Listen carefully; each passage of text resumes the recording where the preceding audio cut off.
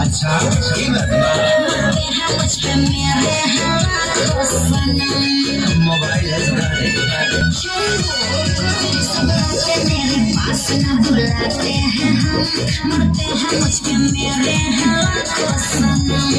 ऐसे ही तकदीर हो तुम सही जा रही हो क्या ऐसे ही तकदीर हो तुम सही जा रही हो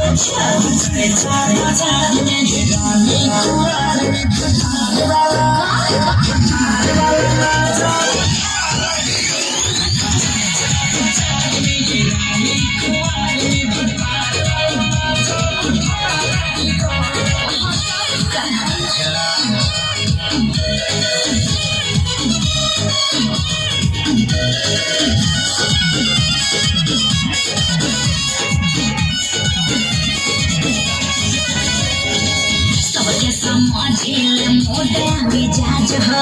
हमरा जवानी के अलगे महाराज